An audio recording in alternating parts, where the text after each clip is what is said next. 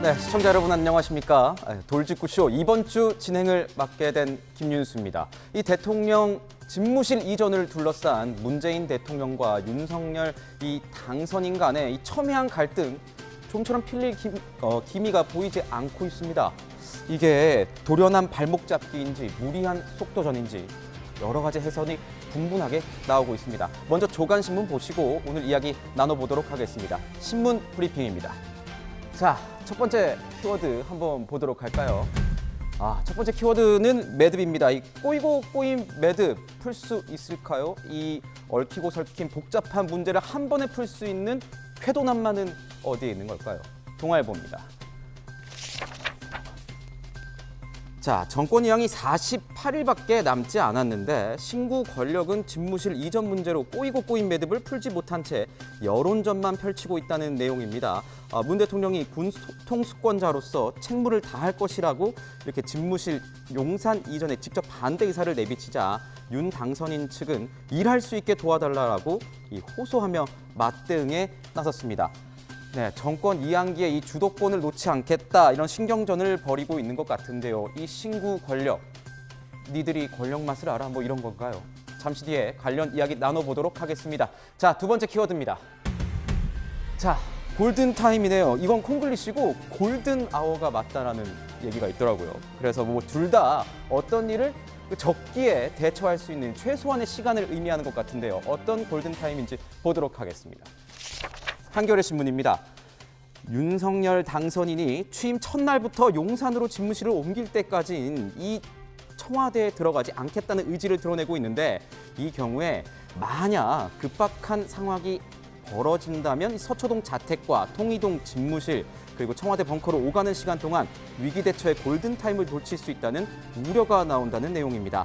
통이동 집무실은 경호도 보안도 취약해서 대통령 안위가 위협받을 수 있다고 신문은 지적하고 있습니다.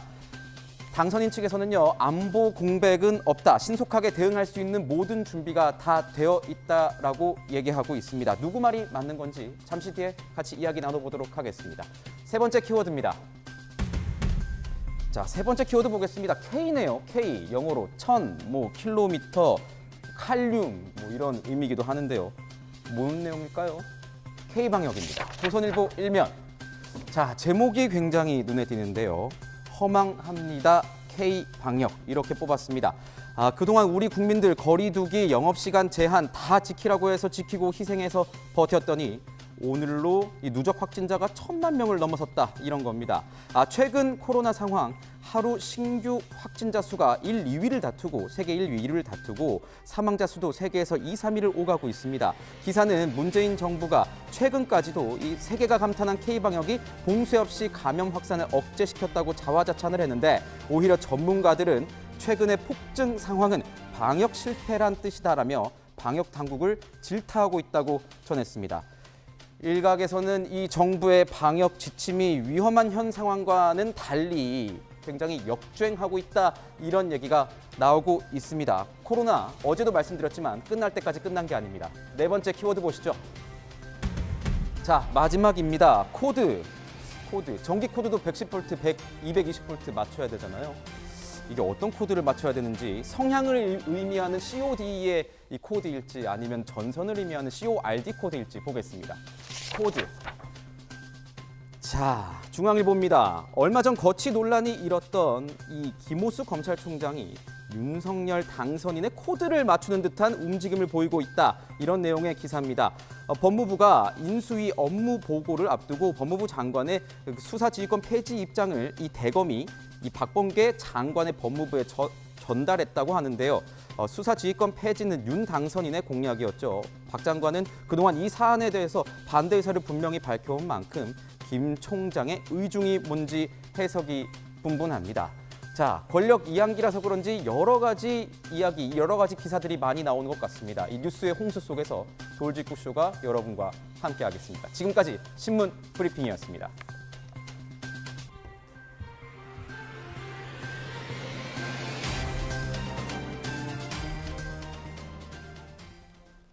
네, 오늘 같이 저희와 이야기 나눠주실 패널분들 소개해드리도록 하겠습니다. 자, 김형주 전 의원님, 전용기 의원님 오셨습니다. 네, 전주혜 의원님, 이재명 선임 기자 오셨습니다. 안녕하십니까? 네, 오늘 첫 주제부터 저희가 바로 알아보고 관련 이야기 이어가도록 하겠습니다. 첫 주제는 저희가 이렇게 뽑아봤습니다. 집무실 대치 계속되고 있다. 정권 인수 정말 국민들 보기엔 스트레스. 이렇게 뽑아봤는데요.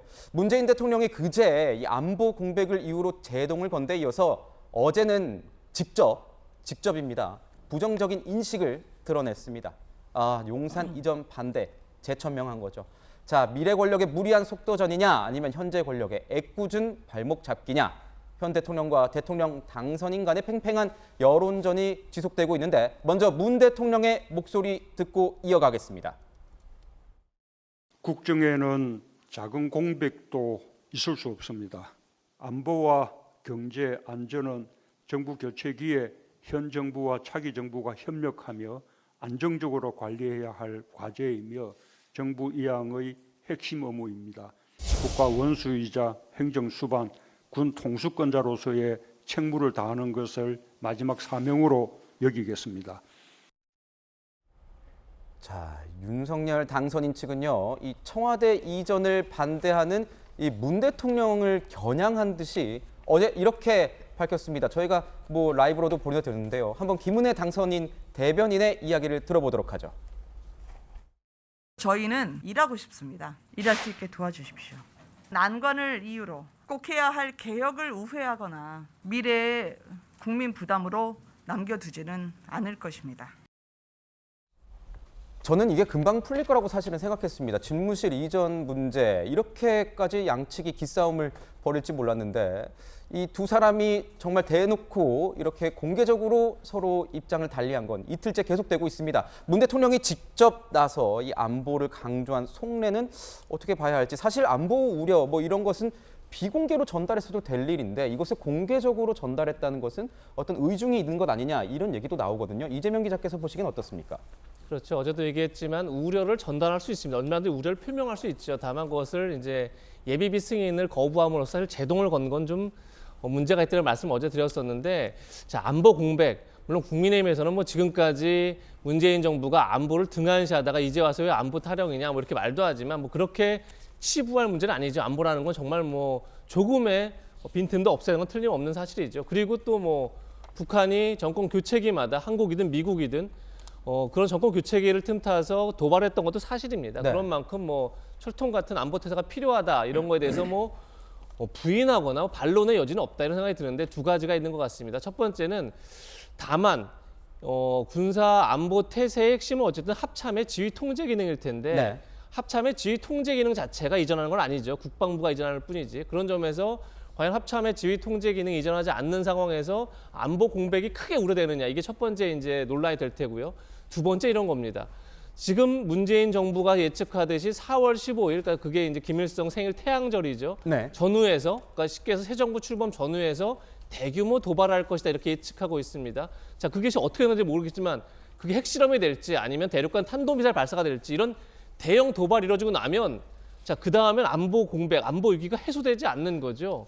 사실 안보 위기는 더 가중되겠죠. 네. 북한도 그렇게 아마 끌고 가겠죠. 계속 안보 위협을 높여가면서 어떻게 보면 반대로 대화 모멘텀을 만들어갈 텐데 현재 이런 상황을 이용할 수도 있다. 그렇죠. 그렇게 네. 되면 그러면 청와대 이전은 영원히 할 수 없게 되는 거네. 영원이라는 표현은 그렇지만 계속 앞으로 할 수 없게 되는 건데 결국 이 논란의 핵심이 뭐냐면 그렇게 되면 북한이 청와대 이전 시기를 결정하는 게 꼴이 돼버립니다. 아하. 그렇지. 네. 그렇게 되지 않겠습니까? 그럼 우리 정부는 북한이 어떻게 하냐에 따라 달려있다, 청와대가. 이건 좀 우리 정부 입장에서, 우리 국민 입장에서 좀 그렇게 끌려가서는 안 되는 거죠. 그런 점이 하나 있는 거고, 만약에 정말 4월 15일이 D-Day라면 국방부가 스스로 밝혔습니다. 24시간 엘리베이터를 활용하면 20일 정도의 이전 기간이 필요하다. 그럼 지금 하면 4월 15일 전에 이전이 가능합니다, 사실은. 네. 그러니까 오히려 관점의 차이가 있겠지만 거꾸로 생각하면 빨리 하는 게 오히려 도발에 더 빨리 대응하는 길이죠. 그렇기 때문에 안보 공백이 청와대 이전에 굉장히 중요한 고려 상황이지만 그것이 청와대 이전을 불가하게 만든 상황은 아니다. 이런 생각은 분명히 듭니다. 네, 오히려 이 북한에 끌려다니는 모양새가 되면서 이 우리의 문제가 북한에 이 결정권을 주는 사안이 될 수도 있다 이렇게 말씀을 주셨고 어차피 옮길 거라면 지금 빨리 옮기는 게 오히려 안보 공백에 도움이 되는 것 아니냐 이렇게 말씀을 주셨습니다. 그간 북한과의 대립에 뭐 손을 놓고 있었다 이런 평가들이 이 야권 지금 현 국민의힘에서는 많이 나왔습니다. 청와대가 연일 뭐 요즘에 안보를 강조하고 나서자 군통수권자가 아니라 민주당 통수권자 아니냐 뭐 이런 얘기도 나와요. 그게 보면 이때까지 뭐 이제 미사일을 발사했을 때도 NSC에 많이 참여하지 않았고 대통령이 그리고 뭐 남북 공동연락사무소 파괴했을 때도 북한이 파괴했을 때도 크게 얘기를 못한 이런 측면이 있었는데 갑자기 왜 안보 얘기를 하고 나서냐 이렇게 지금 지적하고 있는 건데 어떻게 보십니까? 그 지적이 완벽하게 잘못된 지적이다라고 말씀드리고 싶습니다. 대통령이 평화를 이야기해야지 전쟁을 이야기할 수는 없는 것이죠. 평화를 이야기하면서도 힘에 의한 평화에 대한 준비도 철저하게 해놨었습니다. 그러니까 윤석열 당시 후보가 지금은 당선인이죠. 당시 후보가 얘기했던 킬체인, 선제 타격도 결국에는 국방안보 태세인 3축에 들어가는 내용인데 이 3축도 결국에는 문재인 정부에서 만들어 놓은 것입니다. 그러니까 그 전쟁에 대비하는 것은 국군 통수권자로서 당연히 해야 되는 것이죠. 그러니까 이런 준비를 완비해놨기 때문에 국군 통수권자고 국군 통수권자로서의 역할을 다 해놨다라는 것인데 지금 우리 이재명 기자께서도 말씀을 해주셨지만 북한이 우리 청와대 이전에 대해서 개입을 하는 것이냐 아니냐라고 하는 것인데 당장에 내일 전쟁이 난다면 누가 지휘를 해야 됩니까? 문재인 대통령이 해야 되는 것이죠. 여기서 합참이 움직이지 않고 있기 때문에 이 국방의 공백의 우려가 없다라고 하는 주장은 저는 동의할 수 없는데 왜냐하면 국방부 직원이 1,100명이 지금 갈 데가 없는 상황이 도출되는데 청와대에서 아무리 지휘를 잘한다고 하든 그 지금 실무자들이 우왕좌왕하는 상황 속에서 올바른 안보 상황이 연출될 수 있겠느냐라는 것이죠. 그리고 당장에 옮겨야 되는 것. 아니 저희도 그 청와대 집무실을 이동하는 것에 대해서 반대하지 않습니다. 만약에 서울에 있는 외교부라든지 문체부 청사라든지 그런 데 옮기면 안보의 우려는 전혀 없을 겁니다. 그러나 굳이 국방부에 옮겨야 된다. 굳이 그 안보 상황에 엄청나게 바로 앞에 있는 국방부로 옮겨야 된다. 이것에 대해서는 급하게 옮기지 말고 일단은 천천히 단계적으로 옮기는 것이 합리적인 게 아닌가. 이것이 바로 상식적인 게 아닌가. 그래서 천천히 지금은 당선자지만 네. 대통령이 되고 난 뒤에 하셔도 늦지 않다. 저희는 이런 의견을 드리고 싶습니다. 뭐 이전에 대해서 반대하는 것은 아니지만 이전 방식에 대해서는 좀 달리 해줬으면 좋겠다 이런 말씀을 주셨는데요. 이 당선인 측은 뭐 특정 대상을 꼬집진 않았습니다. 어제 저희가 이 방송 중에 김문혜 당선인 대변인의 이 말 전해드렸는데요. 일하게 해달라 이렇게 얘기를 했습니다. 그때 이제 기자가 물었을 때 누구에게 어떤 주체에게 말하는 거냐 했을 때 뭐 국민에게 얘기하는 거다 이렇게 넘어가긴 했는데 사실 속뜻은 아마 청와대를 향한 게 아니냐 이런 얘기가 있었습니다. 윤석열 당선인의 속뜻은 어떤 겁니까? 지금 계속 강대강으로 가겠다는 건지 아니면 뭔가 대화의 여지가 있는 건지 어떻게 봐야 됩니까? 뭐 우선 어제 뭐 김은혜 대변인이 이제 일하게 해달라 이것은 이제 민생에 집중하게 해달라. 결국 빨리 집무실 이전 문제가 마무리돼야 국민들이 가장 관심을 가지고 있는 민생 문제를 어떻게 해결할 것인지 뭐 여기에 대한 구체적인 방향과 정책을 제시를 할 수 있습니다. 그래서 이제 그런 답답함을 호소한 것이다. 이렇게 이해를 하고 있습니다. 그 당선인이 이제 그 집무실을 옮기겠다는 의지는 굉장히 확고하고요. 네. 뭐 그것은 제가 또 선대본의 그 대변인으로 이러한 또 정책 발표 과정이나 아니면 또 여러 그 선거 과정에서 그 당선인이 후보 시절에 말씀하셨던 이런 것을 여러 번 들었기 때문에 이 의지는 굉장히 확고하다는 이제 것입니다. 그러면 왜 옮기려고 하느냐? 결국은 이것은 탈권위, 탈제왕적 대통령제를 하겠다는 겁니다. 청와대를 들어가지 않겠다는 것은요. 그럼 뭐냐? 그리고 이제 청와대를 국민에게 돌려드리겠다고 하는 거죠. 네. 그래서 경복궁부터 시작해가지고 청와대 그리고 또 북악산까지 하는 그런 등산로를 개방한다. 이거 굉장히 사실 멋진 일이죠. 국민들이 그렇게 오히려 접근을 못하던 네. 이런 장소를 이용해서 정말 북악산까지 등산할 수 있도록 이렇게 개방을 하겠다. 이것은 오히려 이제 국민들에게 뭐 이러한 장소도 결국은 다 돌려드리겠다. 이러한 이제 강한 의지를 피력을 한 것입니다. 그렇게 하기 위해서는 결국은 이제 집무실을 이전할 수밖에 없는 것인데 이제 여기에 대해서 제가 드리고 싶은 말씀은 이 이전을 어디로 할지는 이것은 선거에서 승리한 새로운 그 윤석열 정부가 결정을 할 일이지 이것을 현재의 문재인 정부가 결정할 일은 아니에요. 그래서 정말 국민들이 보기에 어떤 그런 원만한 인수인계가 이루어지기 위해서는 이것은 현 정부가 협조를 해야 될 상황이지 현 정부의 승인을 얻어서 받아야 될 것은 아닙니다. 네. 그래서 최소한의 안보 공백, 그 다음에 뭐 지금 최근에 오늘 뭐 나오는 것은 오히려 통이동 집무에 대비해서 군 한 라인을 오히려 통이동 집무실에 지금 설치하는 것도 검토 중이다. 지금 이런 얘기까지 나오고 있거든요. 이것이 바로 오히려 국가의 안보 공백을 오히려 정말 가중시키고 오히려 위험을 높이는 것이다. 그래서 오히려 현 정부가 할 것은 이런 당선이나 아니면은 그 또한 새로운 정부의 이런 의지를 네. 존중을 해서 빨리 오히려 그러니까 협조를 하는 것이 이것이 또한 그 원만하게 네. 어떤 그 권력이 또한 교체가 되는 것이며 네. 또한 국민의 안보 공백을 오히려 줄이는 것이다 이런 말씀을 드리고 싶습니다. 결국은 이런 것 같습니다. 여야의 이 공수 교대가 이루어지는 시점에서 한쪽에서는 이 선임자의 어떤 축복을 원하는 것이고 또 한쪽에서는 어떤 후임자의 배려 있는 존중의 모습 이런 걸 좀 바라는 것 같은데 어제 들어보니 이 아침 신문에서 보니까 윤석열 당선인이 이런 청와대의 기류에 대해서 뭐 내가 지금 청와대에 만약에 들어가게 되면 권력에 눌리는 것과 마찬가지고 이전 비용 협상 이런 걸 위해서 회동을 하게 된다면 하지 않겠다 뭐 이런 말을 또 했다는 전원 형식의 보도도 보기도 했습니다. 뭐 지금 굉장히 그 국민의힘 측에서는 이 문 대통령 뭐 청와대를 향해서 굉장히 격앙된 반응을 내놓고도 있는데요. 이 공세를 이어가고 있는 모습 저희가 준비를 해봤습니다. 보시죠.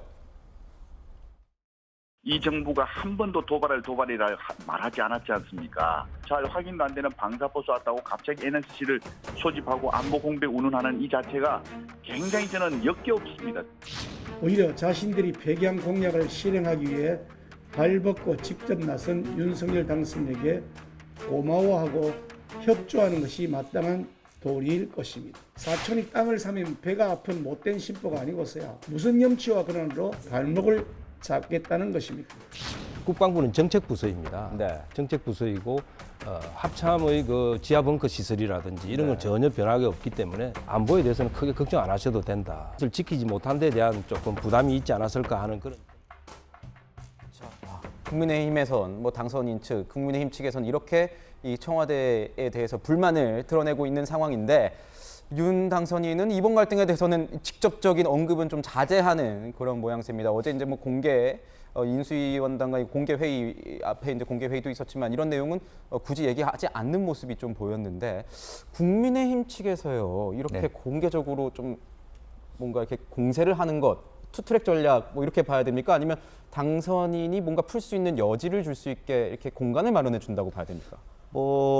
공세를 펴기도 하고 내부적으로는 또 협상도 해야 되겠죠. 네. 그런데 저는 이렇게 반문해 보고 싶습니다. 우리 김은혜 대변인이 일하게 해달라 이렇게 얘기했는데 저는 역으로 제대로 일하라. 네. 지금 뭐 백악관 모델도 얘기하고 했는데 사실은 제일 먼저 해야 될 게 과연 인수위와 인수위법과 시행령 또 당선자가 할 수 있는 범주 안에 있는 일인가 이 일이 네. 그부터 체크해서 만약 범주를 뛰어넘는다면 어제 우리 국무위원회에서 인수위와 관련된 운영 경비 27억을 통과시켰습니다. 기본적으로 인수위 활동에 대해서 할 수 있는 범주 내에서 이 정부가 반대하지 않아요.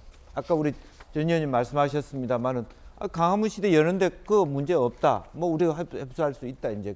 근데 하필 국방부로 가고 천문학적 숫자, 즉 뭐 500억이든 어제 500억이든 하면 2천억, 3천억 되는 예비비를 승인해 달라라고 하는 것이 네. 과연 인수위 단계, 당선자 단계에서 이 정부에 요구할 수 있는 범위 안에 있는가, 합법적 정당성을 갖고 있는가. 만약 갖고 있지 않다면 어떻게 해야 되겠습니까? 굉장히 로키로 부드럽게 협조를 이끌어내야 되겠죠. 네. 근데 처음부터 뭐 몇 자리 달라, 알박기 뭐 인사하지 말라, 사면시켜 달라 이렇게 이제 여러 가지 조건이 달기 시작하니까 오히려 더 하고자 하는 길이 더 험악해지고 있다. 저는 그렇게 생각하고 합법적으로 과연 인수위원이 당선자께 과연 이 일이 할 수 있는 범위 안에 있는 것인지 없는 것인지에 대한 제대로 된 토론이 있었는가. 본인께서도 며칠 전 당선 전까지 선거 전까지는 강화문 시대 열겠다 했다 보니까 그러면서도 브리핑할 때는 뭐 강화문에 한다는 것은 뭐라고 얘기했습니까? 거의 뭐 다른 표현이었습니다만은 뭐 무슨 뭐 생지옥과 같은 뭐 아주 그런 강한 표현을 하셨어요. 그렇다면 검토가 제대로 안 됐다는 것이고 갑자기 용산 시대가 갔단 말이죠. 그렇다면 실제로 보면 톤 다운을 하셔서 인수위 시절까지 당선자 시절까지 이 정도 하겠다. 그리고 네. 그게 합의를 이끌어내고 국방부 이전은 당선 이후에 이렇게 하겠다. 이렇게 잘라 가시는 게 저는 맞다고 봐요. 네. 그렇지 않았기 때문에 이게 원칙적인 어떤 대립 지점이 되는 거고 국민한테도 부담이 되는 겁니다. 네. 오히려 이 일하고 싶다라고 이렇게 주장을 한 당선인 측에 대해서 말씀을 해주셨습니다. 오히려 제대로 일하는 게 맞다. 그러면서 이제 스무스하게 좀 부드럽게 일을 처리해야 되는데 그러지 못한 점이 좀 아쉽다. 이런 말씀도 해주셨습니다. 자, 박수현 대통령 국민소통수석 비서관 어제 하루에만요. 무려 몇 개 라디오에 나왔을까요? 5개 나왔습니다. 적극 반박하고 있습니다. 보시죠. 청와대가 국민 곁으로 가겠다는 걸 저희가 반대한 적이 없고 용산으로 가든 어디를 가든 저희가 언급할 문제가 아니죠. 이전 반대 아니다라는 것을 분명하게 말씀을 드리고 점령군, 목리 이런 이야기가 항상 나왔거든요. 그래서 문재인 대통령께서는 제발 그런 이야기가 나오지 않도록 모범적 인수인계를 하자. 여러 차례 당부하시고 강조하셨고. 자, 그 대외적으로 갈등 양상을 보이는 와중에 용산 이전에 대해서 반대하는 것은 아니라고 청와대는 밝히고 있습니다. 이런 뭐 갈등은 이렇게 하고 펼쳐놓고 있는데 속뜻은 아니야 이렇게 얘기하는 건가요? 뭐 앞뒤가 좀 안 맞는 거라고 봐야 될지 아니면 뭐 어떻게 봐야 됩니까? 그래서 아까 말씀드린 것처럼 안보 공백이라는 것은 청와대 이전을 하는 데 있어서 굉장히 중요한 고려사항이지만 불가사항이다. 이렇게 못 박을 문제는 아니다. 이런 말씀을 드렸었는데 저는 박수현 국민소통수석이 어제 얘기한 우리가 청와대 이전에 반대하는 건 아니다. 이건 굉장히 중요한 메시지라고 생각합니다. 저는 여야가 여기서부터 시작해야 된다는 생각이 들고요. 무슨 의미냐면 자, 탈청와대 광화문 시대를 가장 강하게 주장했던 게 문재인 대통령입니다. 문재인 대통령 취임사에서 뭐 다 개인적으로 다르겠지만 가장 가슴 뛰는 대목은 역시 준비되는 대로 청와대를 나와서 광화문 시대를 열겠다. 그리고 퇴근길에 시민들을 만나서 격의 없이 대화하겠다.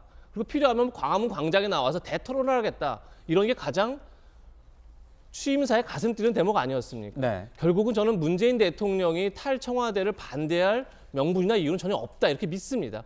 만약 그게 아니라면 그런데도 반대한다 그러면 그건 정말로 국민에서 얘기한 것처럼 내가 못했는데 상대가 하니까 민망해서 못하겠다 이런 거밖에 안 되는 거죠. 그건 네. 전 문재인 대통령의 뭐 국가 지도자 품격이 그렇지 않다고 믿고 있고 그렇다 그러면 저는 여기서부터 시작한다는 무슨 얘기냐면 자 문재인 대통령과 민주당이 탈청와대에 찬성하고 적극 지지 의사를 밝혀야 합니다. 우린 그걸 반대하는 게 아니다. 지지한다. 자 그렇게 되면 당선인과 청와대, 뭐 여야, 국방부 등등이 TF를 구성해서 이제 협의를 해야죠. 그러니까 청와대를 나오는 게 반대하지 않는다면 그다음부터는 이제 시기와 그다음에 준비 과정과 예산과 이런 문제만 남은 거 아니겠습니까? 그건 협의하면 될 문제입니다. 그야말로. 협의를 시작하면 됩니다. 그리고 나서 저는 윤석열 당선인도 너무 조급하게 생각하지 말고 그럼 로드맵을 발표하면 됩니다. 인수위 기간에. 자, 우리가 언제 시작해서 언제 끝내겠다. 언제까지 나와서 언제 어떻게 청와대를 마무리 짓겠다라고 발표하면 됩니다. 전 이게 이런 협의 과정을 만들어가는 게 바로 탈청와대의 본질이다. 그것이 핵심이다.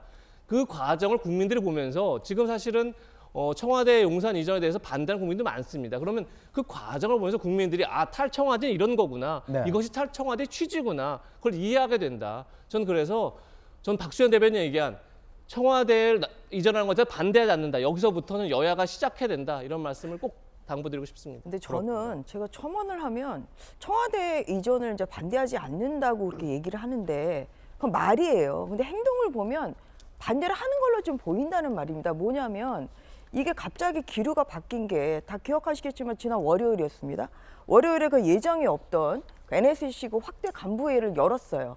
그럼 문 대통령에도 참석을 했습니다. 네. 문 대통령이 지금까지 북한의 도발로 이루어진 NSC 그 회의에 지금 64번 중에 17번밖에 참석을 안 하신 분인데 갑자기 확대 회의가 그냥 긴급하게 잡힌 이후에 안보의 공백을 우려해서 제고해달라 지금 이렇게 박수현 수석이 발표하지 않았습니까? 이거는 뭐냐면 결국은 집무실을 옮기되 내 임기 중에는 옮기지 말아라. 사실 그 워딩으로밖에 안 받아들여지는 거예요. 그래서 이런 그 청와대 지금 문재인 정부의 이런 말은 그거는 아주 장기적인 면에서는 반대하지 않는다. 네. 하지만 당장 옮기는 것은 반대한다. 사실 행동으로 보면 그렇게 받아들일 수밖에 없습니다. 만약에 정말 청와대 이전을 반대하지 않는다고 하면 496억의 그 집무실 이전을 위한 예비비가 화요일에 국무회의에 지금 상정이 될 예정이다. 이러한 보도가 있었거든요. 그런데 결국은 496억이 상정이 되지 않았습니다. 그러니까 뭐냐면 이게 이전을 하기 위해서는 비용이 필요하고 그러기 위해서는 예비비 당연히 사용이 승인이 돼야 됩니다. 그런데 네. 지금 이런 비용 상정조차 지금 되지 않기 때문에 지금 현재 청와대 집무실을 지금 뭐 옮길 수 있는 그런 상황이 아닌 거죠. 그래서 네. 이러한 면에서 이제 그 국민의힘이나 아니면 또 당선인 측에서는 정말 진위가 뭐냐. 사실 이러한 얘기를 할 수밖에 없는 것이고요. 정말 문재인 정부가 청와대 이전에 대해서 찬성을 한다면 당장 496억의 그 이전비부터 국무회의에 상정을 해서 그래서 제대로 이전할 수 있는 이러한 길을 터주는 것이 오히려 이 말과 행동이 일치하는 면이라고 저는 생각합니다. 네, 어제 국무회의에서는 그 인수위 운영비에 대한 20억여 원, 27억 원 정도로 네. 제가 본 걸로 기억하는데 그 비용은 처리가 된 것으로 넘어간 것으로 저희가 확인을 했습니다. 이렇게 좀 당황스럽다라는 반응을 많이 보이시는 이유가 이런 것 같습니다. 이 진위를 모르겠다고 하시는데 집무실 이전만큼은 그동안 국민의힘 측에서는 이 공약만큼은 그 전에 문재인 대통령도 이런 공약을 했기 때문에 접점이 있을 것이다. 그래서 반대 기류는 없을 것이다. 이렇게 생각을 했는데 갑자기 좀 다른 이야기를 하는 것 같아서 당황스럽다. 이런 반응을 저희가 전에 들었었는데 지금 보면 이 집무실 이전과 관련된 강한 반대 입장을 보이고 있는 이 민주당 내부에서도 자중론의 목소리가 좀 들려온다고 합니다. 자칫 이러다가 지방선거 6월 1일인데 지방선거에서 오히려 역풍 불 수도 있다. 이런 우려가 있다는데요. 그런 우려가 있습니까? 저희가 맹공을 한다라고 하는데요. 맹공하지 않고요. 제가 민주당을 다 대표하는 건 아니지만 집무실 이전 동의합니다. 네. 그리고 청와대 탈청와대 하는 것 동의합니다. 근데 왜 지금 당장 해야 되냐라는 것이죠. 그러니까 국방 안보의 우려 때문에 문제가 있다라고 하는 것은 왜 지금 당장 국방부로 가겠다, 국방부 방빼라라고 이야기하는 것이 저희는 이해가 안 간다는 겁니다. 네. 그리고 인수위에서 원활하게 인수위원들이 활동을 할 수 있게끔 27억 원의 인수위 예산도 예비비로 편성을 해드렸습니다. 이게 왜 협조 안 한다고 이야기하는 거죠? 갑자기 국방부로 옮겨야 되니까 500억 원 내놔라. 500억 원이면 지금 우리 자영업자들 힘든데 엄청난 것들을 바꿀 수 있는 겁니다. 그리고 사실 안보 공백이 나올 수밖에 없는 이유가 뭐냐면 우리 말고 미국을 예로 한번 들어볼게요. 미국의 백악관을 빼겠다고 당선인이 그러니까 미국 대통령 당선인이 백악관 빼겠다. 펜타곤으로 옮기겠다. 네, 펜타곤으로 가겠다. 펜타곤 방빼라라고 하면 누가 제일 좋아하겠습니까? 미국을 공격하고 싶어하는 다른 나라들이 제일 좋아하지 않겠습니까? 그러니까 이런 문제들을 보면 왜 당장 그러니까 윤석열 당선인 임기 시작도 안 했고 임기가 끝나려면 5년이 넘게 남았습니다. 2달 안에 문재인 정부한테 500억 원 달라. 500억 원 주면은 내가 국방부 빼가지고 거기 집무실 이전하겠다. 너네 왜 협조 안 하냐? 이것이 과연 상식적일까? 저는 국민들은 그렇게 생각하지 않는다고 보고 있습니다. 그래서 임기 시작하면 차근차근히 단계적으로 집무실 이전하는 거 저희는 협조해드릴 수 있다. 그때 이야기하자 이렇게 말씀드리고 싶습니다. 네, 집무실 이전 문제가 뭐 전국의 핵이 됐습니다. 뭐 이각범 전 김영삼 대통령 시절 당시에 이제 정책기획수석을 했던 분의 얘기를 좀 더 전해 들어보니까 그 당시에는 이 김대중 대통령이 당선되고 나서 그 취임하기 전날에 이렇게 깨끗하게 정리를 해서 전날에 자기는 빠지고 당선이 들어올 수 있게 도와줬다 뭐 이런 얘기도 하는데 스무스하게 넘겨지는 모습을 국민들은 기대하고 있을 텐데 좀 어떻게 될지 궁금하고 그런 상황입니다. 이 수많은 난제를 앞둔 이 시기에 이렇게 감정 싸움이 계속할 만한 일인지 국민 여러분 저도 뭐 의문이고요. 갈등 해결의 출발점은 그러니까 이 문 대통령과 윤 당선인의 회동이 되지 않겠냐. 이것이 쾌도난마의 어떤 지름길이 되지 않겠냐 이런 얘기 나오는데 이재명 기자 보시기에는 가능성 어떻게 보십니까? 제가 뭐 계속 여러 차례 강조드렸지만 빨리 만나야죠. 만나서 의견을 나누는 게 가장 이제 첫 번째 어떻게 보면 지금 문제 해결하는 첫 번째 길이다. 첫 단추다 이런 생각이 들고 그래서 우려를 표명하고 또 우려에 대해서 만약에 문재인 대통령이 우려를 표명하면 윤석열 당선인은 거기에 대해서 충분히 또 자기 입장을 설명하면 되는 겁니다. 그러니까 지금 저는 굉장히 이 논의가 탈청와대가 왜 필요한지를 참 보여주고 있다는 생각이 듭니다.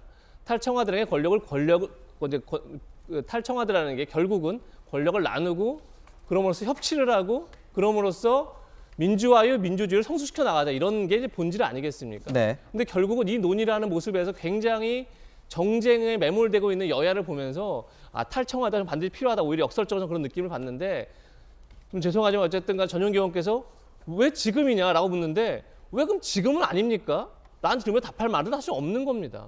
그러니까 지금이냐 아니냐는 협의하면 되는 문제다 이런 말씀드리고 또 전체 의원 말씀 마찬가지로 아니 도대체 민주당과 문재인 대통령 속뜻을 모르겠다. 속뜻이라는 게 뭐 있겠죠. 다 누구나 다 정치적 계산이라는 걸 기본적으로 정치권이 하는 거니까. 하지만 그럼에도 불구하고 분명하게 박수영 국민소통수석이 얘기했습니다. 우리는 청와대 이전에 반대하지 않는다.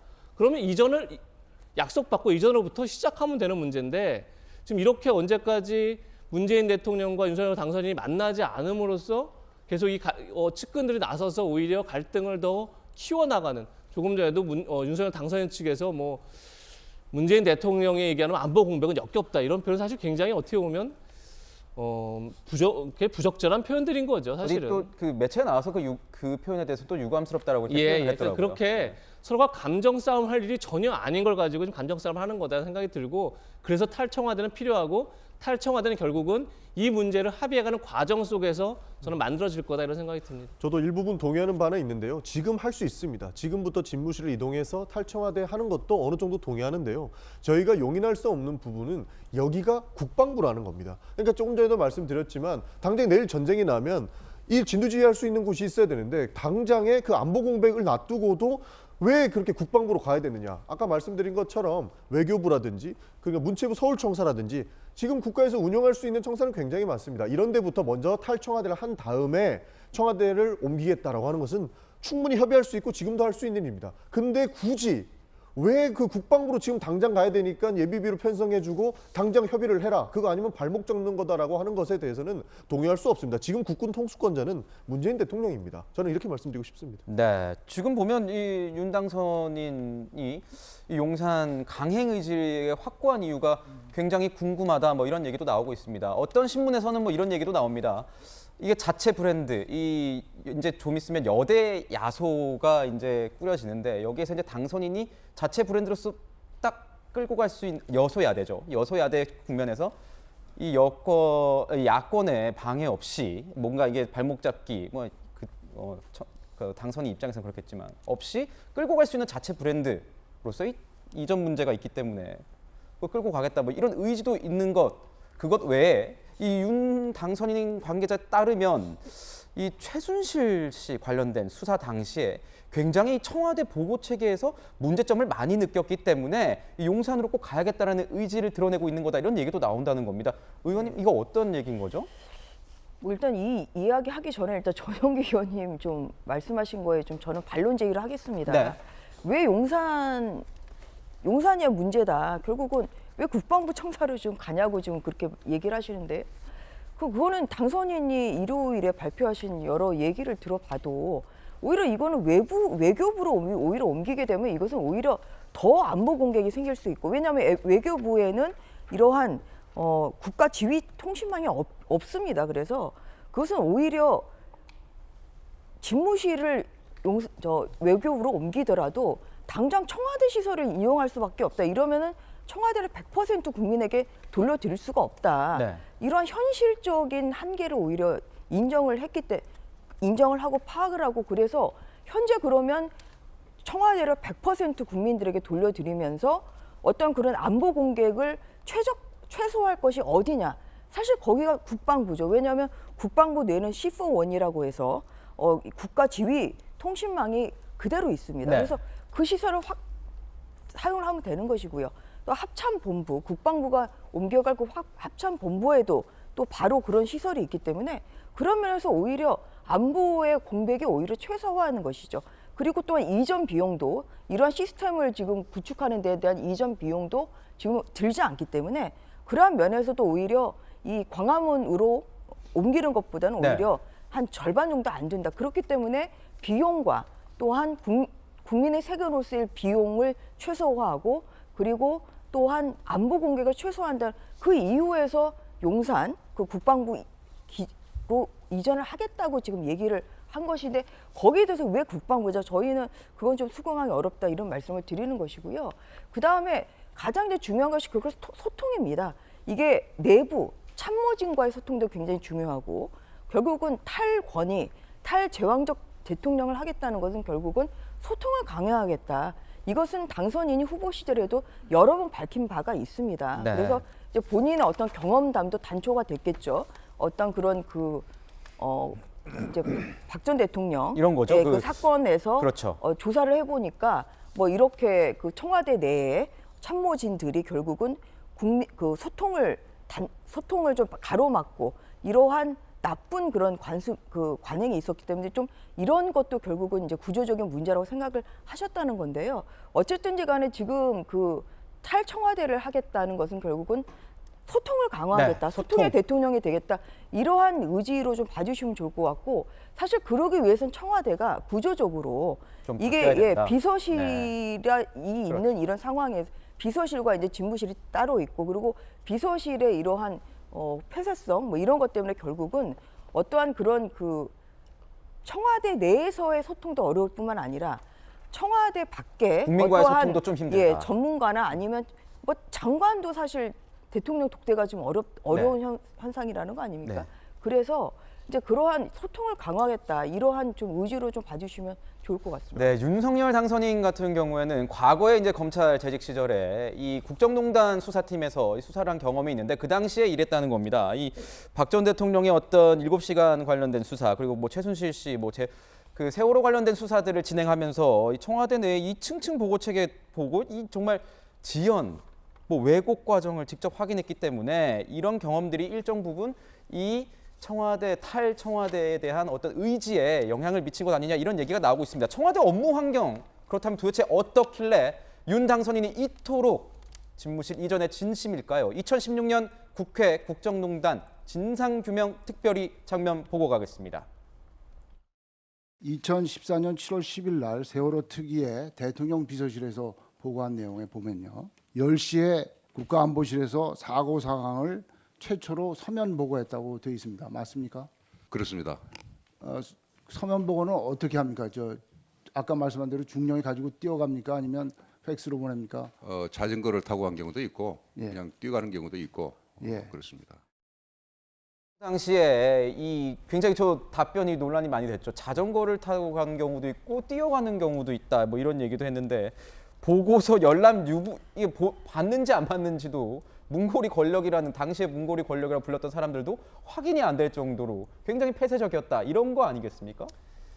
당시 저 장면이 제가 볼 땐 뭐 박근혜 대통령이 탄핵을 당했던 여러 가지 이유가 있겠지만 국민 정서상 굉장히 박근혜 대통령이 실망했던 대목인 건 틀림없어 보입니다. 2014년 4월 16일 세월호 참사가 나고 오전 10시에 처음 김장수 국가안보실장이 이제 그 보고를 받습니다. 그러면서 박근혜 대통령한테 바로 전화를 했는데 전화 통화가 안 됩니다. 네. 그러니까 위기관리센터의 상황병에게 상황 보고서를 들려서 빨리 관저에 가서 보고를 해라 이렇게 얘기를 합니다. 그런데 그래서 지금 자전거 얘기를 했지만 당시 제 기억으로는 뛰어갔다 이렇게 검찰 조사에 나왔던 것 같습니다. 네. 뛰어가서 이제 관저까지 갑니다. 아마 위기관리센터에서 관저까지 뛰어가도 한 10분 이상은 걸릴 것 같습니다. 그래서 보고를 했는데 그걸 대통령이 직접 받은 게 아니라 관저에 있는 내실 근무자가 받습니다. 그래서 실제 그 보고서를 받는지 안 받는지 지금까지 약간 확인되지 않고 있습니다. 그리고 나서 다시 김장수 실장이 박 대통령한테 전화를 했는데 또 전화를 안 받습니다. 그래서 결국은 안봉근 제2 부속 비서관에게 다시 연락을 해서 안봉근 비서관이 관저에 가서 박 대통령에게 지금 안보실장이 급하게 통화를 하고 싶어 합니다. 라고 해서 통화가 이루어집니다. 그래서 이게 공간의 문제인지 아니면 사람의 문제인지 리더의 문제인지 여러 가지가 있겠지만 그것을 당시 수사했던 윤석열 당선인 입장에서는 사실 이런 보고 체계는 문제가 있다 당연히 느꼈겠죠. 그렇기 때문에 지금 이렇게까지 이제 아예 취임날 하루가 아니라 1초도 네. 통화되어 있지 않겠다 얘기를 했는데 사실 이건 어쨌든 간에 근데 당선인의 의지의 문제가 훨씬 더 중요한 거죠. 이게 공간의 문제라고 보기엔 참 어려운 측면이 있겠죠. 당선의 의지의 문제가 중요한 거고 그런 차원에서 지금 의지를 그냥 갖고 있는 건 중요한데 다시 한번 말씀드리지만 그것을 그럼 과연 어떻게 내 의지를 반대하는 사람들을 설득하느냐라는 데 써야만 그래야만 그것이 탈청와대의 진정한 의미다 이런 얘기를 다시 한번 드리고 싶습니다. 그렇군요. 지금 보면 이 청와대 이전에 대해선 시기상조라는 뭐 입장을 보이고는 있지만 청와대에서는요. 대상지인 용산에 대해서는 대체로 뭐 찬성하는 분위기 아니냐 뭐 이런 얘기도 흘러나오고 있습니다. 이유가 문재인 대통령의 50년 지기 친구이자 이 광화문 이전 공약에 대해서 머리를 맞댔던 승효상 건축가, 그러니까 전 국가건축정책위원장까지 맡았던 것 같은데 그렇게 추천한 바가 있기 때문에 이 용산에 대해서는 크게 뭐 이렇게 이견을 보이지 않을 거라고 봤는데 그건 또 아닌가 봅니다. 그러니까 조금 전에 박수현 수석이 이야기하셨죠. 어디로 가건 어디에 집무실을 이동하건 이것은 지금 정부에서 할 일이 아니다. 그리고 저분은 건축가이기 때문에 건축상의 뭐 좋은 부분이 용산에 있을 수 있다. 뭐 그렇게 주장하실 수 있죠. 그러나 결정은 결국에는 대통령이 하는 거고 국군 통수권자가 하는 겁니다. 네. 좀 전에 전재 의원님 말씀 주셨는데요. 뭐 외교 그 안보 공백을 최소화하기 위해서 국방부로 선택을 하셨다고 이야기를 하셨는데 그러면 그 판단은 국군 통수권자가 가지고 있는 겁니다. 그러면 지금 문재인 정부에서 안보 공백은 조금이라도 있으면 안 된다고 생각을 하기 때문에 지금 당장에 하지 말고 지금 당장에 떼쓰지 말고 나중에 윤석열 당선인이 국군 통수권자가 되면 단계적으로 안보 공백이 생기지 않게끔 추진하면 되는 것이 아니냐. 지금 왜 그 2달밖에 안 남은 상황에서 국방부로 옮기고 청와대 집무실로 옮겨야 되는지는 이해할 수 없다. 국군 통수권자로서의 권한이 생겼을 때 그때 하시면 된다. 저희는 이런 말씀 드리고 싶은 겁니다. 네, 지금 보면 오늘 아침에 모든 이 보도 조간신문 읽어보니까 사설에서 이런 얘기인 겁니다. 한쪽에서는 일정 부분 목리를 부리고 있는 것 같고 한쪽에서는 일정 부분 정령군 행세를 좀 하고 있는 것 같다. 그런데 국민들은 그것을 원치 않는다. 이런 거였습니다. 자, 어떤 사안이 이렇게 곪고 터질 때까지가 되면은 정치권에서는 어떻게든 합의를 하게 되겠죠. 두 분이 빨리 만나서 어떻게든 이 문제 해결했으면 좋겠습니다. 저희는 다음 주제로 한번 넘어보도록 할까요? 자, 다음 주제는 이렇게 잡아봤습니다. 국회 국방위에서 대리전이 있었다. 서욱 장관이 달라졌는데 그냥 달라진 게 아니라 확 달라졌다. 이런 얘기입니다.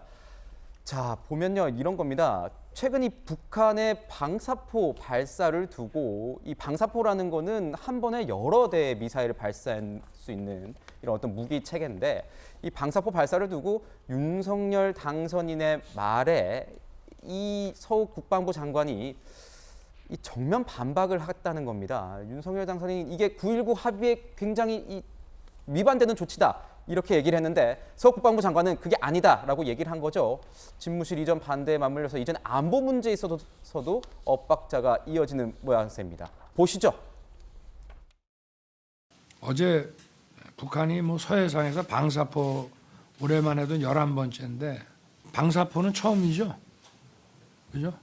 방사포는 9.19 위반 아닙니까? 명확한 위반이죠. 이런 그 안보 상황에 대해서 빈틈없이 잘 챙겨주시길 부탁드리겠습니다. 해상 완충구역 이북에서 발사했겠네요. 그러면 9.19 군사 합의 파기입니까? 아닙니다. 그런데 오늘 윤석열 대통령 당선인께서는 9.19 군사 합의 명확한 위반이다. 이게 속보가 떴는데 그건 아니라는 거죠? 합의한 지역은 아닙니다. 그러면은 그 위반이 아니다 이거죠? 예. 네, 이제 보면은 뭐 같은 군 당국조차 좀 의견이 갈린다, 뭐 이런 얘기가 나오고 있습니다. 서욱 장관이 얘기하는 것과 또 합참의 또 차장이 얘기하는 것도 다르다. 누구 말이 맞는 겁니까? 뭐 잘 모르겠습니다. 어떻게 되는 겁니까? 윤석열 당선인과 크게 다른 거죠. 그러니까 네. 방사포 발사를 두고 윤석열 당선인은 군사합의 9.19 군사합의 위반이다 이렇게 이제 못을 박은 거고 반대로 이제 서욱 국방부 장관은 그것이 9.19 군사합의에 있는 해상 완충 지역 내로 방사포를 쏜 게 아니기 때문에 위반이 아니다 얘기한 건데, 네. 자, 전 두 개 내용이 다른 거죠. 그러니까 윤석열 당선인이 얘기한 것은 9.19 군사합의의 정신이죠. 9.19 군사합의의 정신은 취지는 분명하게 남북 간의 긴장을 조성하지 않는다, 서로를 향한 적대행위를 하지 않는다 이런 겁니다. 그런데 다만 이제 그 내용은 그래서 해상 완충 지역 내에서 이제 군사 활동을 하지 않는다는 거기 때문에. 지금 서욱 장관 내용에 초점을 둔 거고 지금 윤석열 당선인은 그 정신과 취지에 초점을 둔 겁니다. 물론 그렇게 이제 서욱 장관이 내용상 아니라고 할 수 있을지 모르겠지만 북한이 방사포 발사했을 때 당시 합참이 어떤 발표를 하냐면 지금 준비 태세를 그 대비 태세를 강화 유지하고 있다고 발표를 합니다. 네. 만약에 방사포 발사가 우리를 향한 어떤 군사적 위협이나 긴장 조성이 아니라면 굳이 대비 태세 할 이유는 없겠죠. 네. 그런 점에서 9.19 군사합의 정신을 위반한 건 맞다. 저는 이런 생각이 들고 기본적으로 자 지난번에 우리 국민 세금에 180억이 들어간 남북 연락사무소를 폭파했을 때도 당시에 문재인 정부 정경두 장관은 이건 9.19 군사합의 위반이 아니라고 했습니다. 물론 그것이 해상 완충지대, 완충구역 내에서의 도발 행위는 아닌 거죠. 그 명문상으로만 보면 아니지만. 그렇죠. 하지만 이건 네. 명백하게 이것이 어떻게 긴장 조성이 아니고 이것이 어떻게 적대행위가 아닙니까? 우리가 세운 건물을 폭파시켜 버렸는데. 그러니까 전 기본적으로 국방부가 그러니까 다른 그러니까 통일부도 아닌 국방부가 그렇게 물론 명분의 그러니까 그 조항에 있는 내용상이 아닐지 모르겠지만 명백하게 북한이 긴장을 조성하고 있고 그리고 적대행위를 하고 있으면 거기에 대해서 강한 입장을 내는 게 국방부의 본령이라는 생각이 듭니다. 그렇군요.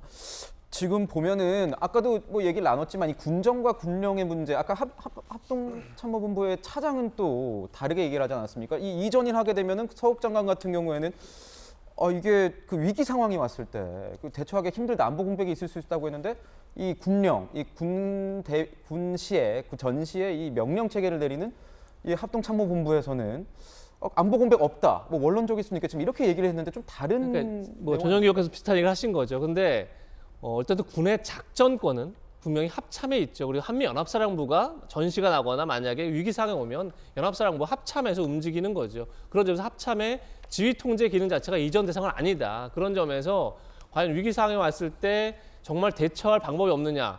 이건 사실은 좀 의문이다 생각이 드는 거고 그렇기 때문에 조금 전에 저희가 들은 것처럼 이 청와대 예전 팀장을 맡고 있는 윤한홍 의원도 네. 안보 공백은 없다 이렇게 단언한 거죠. 근데 또 반면 생각해 보면 대통령이 어쨌든 군 통수권자고 대통령 국방부 장관을 통해서 작전이나 어쨌든 명령을 내리게 되겠죠. 그런 점에서 국방부 이전이라는 게 뭐 전혀 안보 공백이 뭐 1도 없다라고 말할 수는 없겠으나 전 이것이 얼마든지 보완하면서 처리할 수 있는 문제를 너무 양쪽 다 극단적 얘기를 하고 있다. 특히나 문재인 대통령이 얘기한 안보 공백은 너무 극단적인 상황을 염두에 두고 뭐 선제 타격 얘기만 했어도 지난 대선 때 그렇게 사실 이재명 후보를 비롯해서 민주당이 반발했었는데 너무 극단적인 상황을 예를 들고 지금 안보 공백을 얘기하는 게 아닌가 네. 이런 생각은 좀 듭니다. 지금 또 문제가 되는 게 이런 겁니다. 국가위기관리센터 이 지하 벙커를 두고도 굉장히 대립각을 세우고 있습니다. 이 더불어민주당 쪽에서는 저번에 이 윤석열 당선인이 이 용산 이전 얘기를 하면서 국방부 밑에 이 어떤 지하 벙커의 유무, 이 존재 여부를 밝힌 것에 대해서 굉장히 뭐 놀랐다 이런 방식으로 윤석열 당선인 측을 비판하는, 지적하는 모습을 봤습니다. 어떻게 보십니까? 굉장히 문제가 될 부분이라고 생각을 합니다. 그러니까 지금 벙커 위치, 지하 벙커 위치가 어디 있다, 어디 위치에 있는 것은 어느 정도 공개가 돼 있는 바 있죠. 근데 구체적으로 어디 위치에 어떻게 있다라는 것은 이것은 굉장히 심각한 상급 비밀일 겁니다. 윤석열 당선인이 어떻게 알았느냐? 아마는 윤석열 당선인은 추측건데 보고를 받으셨겠죠. 네. 국방부에서 보고를 받았고 그 지하 벙커 위치를 의도하지는 않았겠지만 저는 실수의 영역에서 그 위치를 구체적으로 명시해 주었다. 그리고 그 통로가 어디 있다까지 이야기해 주신 걸로 보고 있습니다.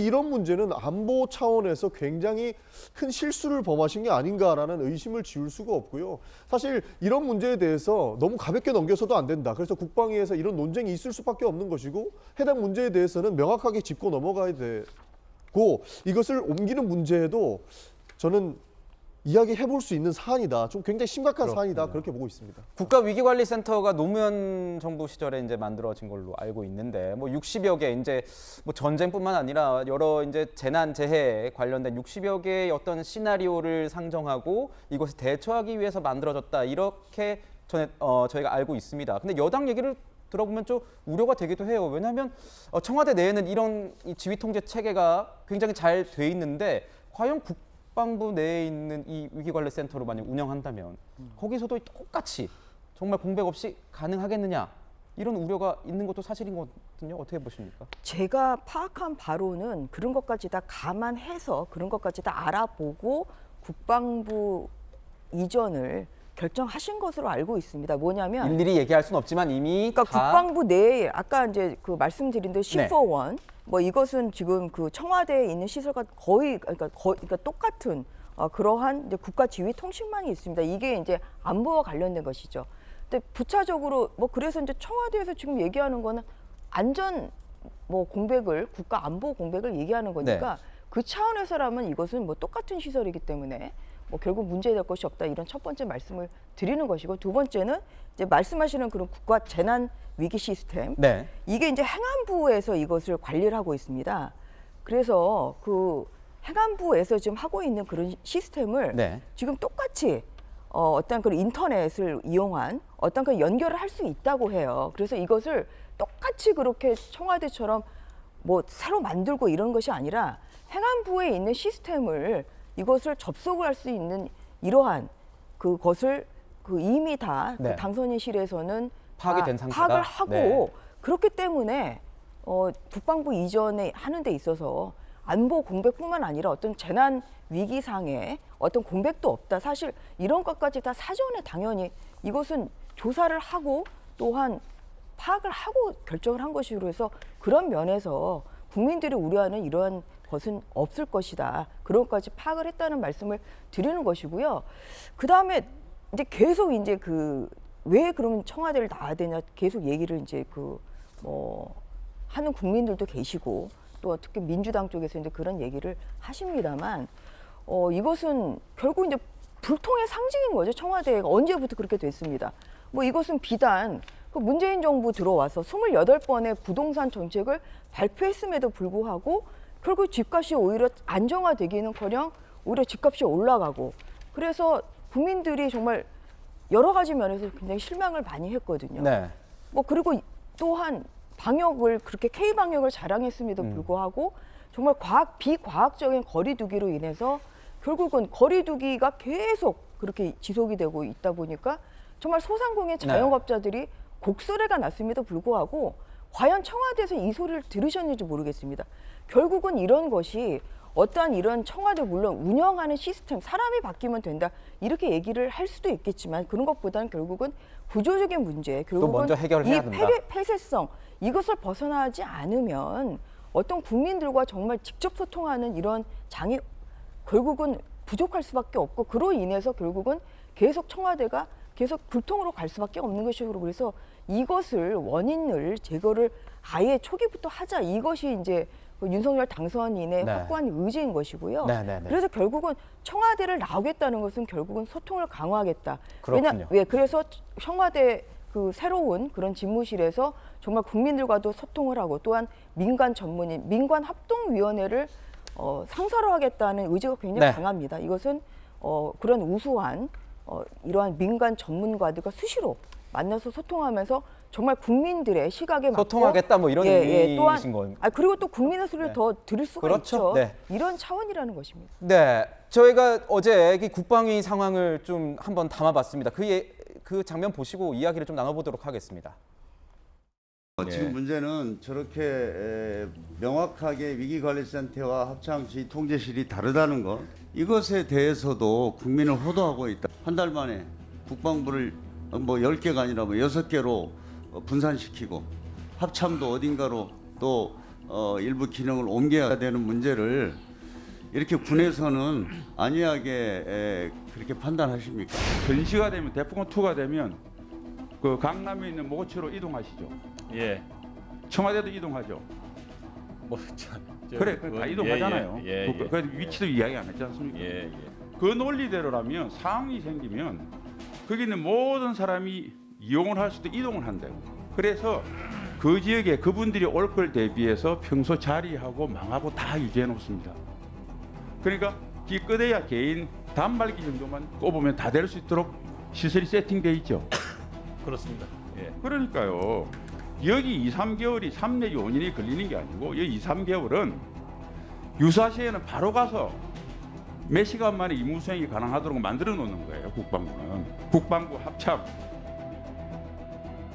이제 이 국방위 상황 보셨는데요. 김영주 의원님께 여쭤보겠습니다. 이 여야가 달라요. 한 사안을 두고 완벽하게 다른데 어떻게 보십니까? 기본적으로는 이제 두 가지 요인이 있다고 봅니다. 하나는 이제 국가 안보를 북의 침입으로만 볼 것이냐, 국가의 재난, 다양한 뭐 산불이 있고 상당히 큰 대형 화재가 있고 이제 종합적인 컨트롤 타워로서의 국가 위기에 대하여 청와대가 갖고 있는 기능을 서로시 국방부가 갖고 있는 건 좀 북이 도발을 했을 때의 그 기능, 그런 기능의 중심으로 되어 있기 때문에 실제적으로 너무 국방위 안에서는 그걸 전제로만 이야기한 거 아니냐라는 측면에서 청와대의 기능이 그만 있는 것이 아니고 다양한 국가 위기에 대한 대응 기능이 있다는 거고, 또 하나는 국방부가 갖고 있는 어떤 심리적인 그 불만이 있을 겁니다.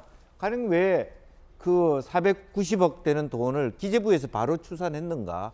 국방부는 국방부 나름대로 이사 비용이라든지 종합적인 어떤 예산이 있다면 국무회의에 의결을 하려고 그러면 사실은 거기에 대한 명세표들을 하나하나 달아서 검증을 해야 되거든요. 그 절차적으로 행안부가 하고 국방부의 의견을 듣고 최종적으로 기재부가 올리는 겁니다. 그런데 당선자께서는 바로 기재부 아니다 이렇게 하는 것 자체에 정당성이 있는가라는 부분, 그러다 보니까 그 추계 상황에서 저는 뭐 국방부 입장에서는 이사 가는 비용에 대한 부분도 너무 말하자면 적게 책정됐다 이런 불만이 있을 수도 있거든. 그러니까 그야말로 어떤 대립점이 생긴다고 보고요. 또 양쪽 그 당에 군인 출신의 비례대표가 있지 않습니까? 그러다 보니까 입장이 확 갈리는 부분도 있고, 그래서 저는 지금이라도 아까 뭐 근본적으로 돌아가면 이렇게 안보라는 개념을, 국가 안보라는 개념을 그냥 북의 도발만 볼 것이냐, 전체적인 컨트롤 타워로서의 청와대 기능을 어떻게 볼 거냐 하는 논란이 있기 때문에 조금 더 다방면에서 면밀히 검토할 필요가 있다, 그렇게 보여집니다. 그렇군요. 저 이재명 기자께 좀 여쭤보고 싶은 게 있는데, 어제 보면은 그 국방부가 인수위에 하루 종일 이 업무 보고를 했다. 오전 9시 반부터 5시 넘어서까지 했다. 이렇게 보고를 받았는데, 이 서욱 장관이 이제 국방위에서 한 거 보면 확 달라진 모습. 뭐 그 전에는 윤석열 당선인이 국방부에 왔을 때 직접 이렇게 같이 다니면서 국방부 곳곳을 설명해주는 이런 모습도 있었는데, 굉장히 반대하는 모습으로 바뀐 이 서욱 장관 이런 스탠스는 어떻게 저희가 이해를 해야 되는 걸까요? 아마 인수위 그 보고에서도 굉장히 이런 반대 의견을 많이 얘기했다 이렇게 들려오는데. 그렇죠. 인수위 보고에서 그렇게 된 거고, 이제 근데 그 전에 인수위원들이 뭐 국방부를 찾았을 때나 그리고 윤석열 당선인이 국방부를 찾았을 때하고는 또 다른 태도 아니냐 뭐 이런 얘기가 있는 거죠. 근데 그건 너무 당연한 거죠. 왜냐하면 문재인 대통령이 공개적으로 사실상 반대 의사를 밝혔죠. 안보 공백을 이유로, 특히나 이제 국방부 이전을 반대한다 이렇게 이제 거의 그런 이제 얘기이기 때문에, 그런 점에서 문재인 정부의 국방부 장관이 뭐 다른 얘기를 하기 참 어려운 상황이 된 거고, 그리고 실질적으로 윤석열 당선인이 찾았을 때도 국방부가 다른 건 모르겠는데 하여튼 이 속도전이라고 봐야 될까요? 거의 한 달 안에, 그러니까 뭐 20일 내에 이사를 하고 이런 거에 대해서 굉장히 좀 부담을 느낀 건 틀림없어 보입니다. 그런 점에서 뭐 조금 전에 이제 여야의 문답에서 그런 얘기가 나왔지만, 이제 여당 의원의 질문에 부대 하나를 옮기는데도 뭐 3년에서 5년이 걸리는 거 아니냐. 물론 이제 이렇게 좀 더 철저히 준비를 하고 옮겨야 하는 게 당연히 맞는 거죠. 그런 게 분명히 존재하지만, 그래도 불구하고 당선인이 탈청와대라는 이 문제의식 자체에 대해서 많은 분이 공감하고, 실제 그걸 여당이 또 문재인 대통령이 공약했던 거고 여당도 공감하고 있는 부분입니다. 그렇다 그러면 과연 그렇다고 해서 청와대를 마냥 천천히 옮길 수는 또 없는 노릇인 거죠. 왜냐하면 물론 지금 민주당이 우려하는 것처럼 청와대라는 건 단절이 없는 공간이어야 됩니다. 업무 자체가 단절이 돼서는 안 되는 거죠. 그런 만큼 어쨌든 신속하게 옮기는 건 불가피한 측면이 있는 거죠. 그런 점에서 앞으로 뭐 지금 국방부가 어제 인수위에서 어떤 보고를 했는지 정확히 아직 알려지지 않고 있지만, 결국은 이제 워낙 당선의 의지가 강하니까 당선 이후에도 옮기는 걸 준비하고 있어야 되는 게 아닌가, 그런 생각이 듭니다. 네, 지금 보면은 아까 전주혜 의원님께서도 이제 말씀을 해주셨지만, 집무실 이전 문제가 해결이 되지 않으면 최악의 경우에는 이 통이동 집무실, 당선인 집무실에서 업무를 보겠다, 취임식하는 그 날부터 업무를 보겠다 이렇게 얘기가 나오고 있습니다. 거기서 이제 군 한라인까지 연결을 하는 방안도 알아보고 있다, 이런 얘기가 나오고 있는데요. 보안 시설 설치 가능 여부, 뭐 비용 검토하고 있다. 그래서 당분간 서초동 자택에서 출퇴근도 유력하고, 또 유사시 에는 청와대에 있는, 청와대가 아닌 이 국방부 벙커로 가겠다, 뭐 이런 얘기도 이제 들려오고 있습니다. 지금 보면 저도 뭐 군생활했지만 군생활할 때 여보세요 대신에 통신보안이라고 할 정도로 이 통신 안보 뭐 이런 거 굉장히 중요한데, 윤석열 대통령의 의지가 굉장히 강해요. 대통령 당선인의 의지가 굉장히 강한데 통이동 집무실을 쓴다면 이 뭔가 이 민주당에서도 부담이 있는 것 아닙니까? 이런 안보 공백을 어떻게 보면은 민주당에서도 안보 공백을 이렇게 자초하게 만든 어떤 측면이 있을 수 있다, 이렇게 좀 비판이 나올 수도 있을 것 같은데. 그러니까 그 안보 공백을 왜 문재인 정부에서 만들어줬는지 그 생각에서 저는 조금 의아하다, 이런 말씀을 먼저 드리고 싶고요. 그러니까 왜 그렇게까지 해야 되냐라는 거예요. 그러니까 소통 강조하는 거 당연히 좋고 집무실 이동하는 거 좋습니다. 근데 1초도 청와대 안 들어가서 국민 삶에 무슨 변화가 있습니까? 그러니까 이것은 국군 통수권자가 되고 안보 공백 없이 단계적으로 집무실 이동하는 것은 오히려 국민들이 더 환영할 일이고 문재인 정부도 그것을 공약했기 때문에 준비가 되면 나온다고 공약을 했기 때문에 오히려 환영하는 측면도 있습니다. 근데 굳이 그렇게까지 1초도 안 들어가겠다고 하는 이유가 저는 왜 그렇게까지 해야 되나. 안보 공백 우려가 있다면 준비가 되면 나오는 것이 충분히 더 설득력이 있지 않을까 하는 고민이 있는 것이죠. 네. 그렇군요. 오늘 저기 동아일보 보도 보면요, 의원님. 네. 문재인 대통령과 윤석열 당선인 간의 이 회동 결렬 이유가, 회동이 지금까지 계속 안 되고 있는 이유가 이 감사위원, 이 2명의 감사위원 자리를 누가 임명하느냐를 두고 굉장히 양측이 날선 이런 기싸움 때문에 회동을 못 하고 있다 이렇게 얘기를 하고 있는데 양측 주장이 어떻길래 이렇게 지금 회동이 안 되고 있는 겁니까? 그렇습니다. 원래 이제 감사위원은 실제로는 5인에서 11인 사이로 돼 있는데 지금 7인인데 2인이 결혼이 돼 있습니다. 그런데 이제 분석하기로는 현재 3인이 말하자면 친여당 쪽이기 때문에 두 사람 중에 한 사람만 더 해도 결과적으로는 다수결해서 어느 쪽이 4명 이상이 되느냐가 굉장히 중요해집니다. 네. 따라서 이 당선인 측에서는 두 자리 다 우리에게 달라라고 얘기하는 거고 기본적으로는 인사권은 원론적으로는 문재인 정부의 것이다. 그래서 하나씩 갈라 하자 이런 안도 논의됩니다. 그러나 하나씩 갈라 해도 결국 4대 3이 되면 문재인 정부의 말하자면 감사위원이 다수다.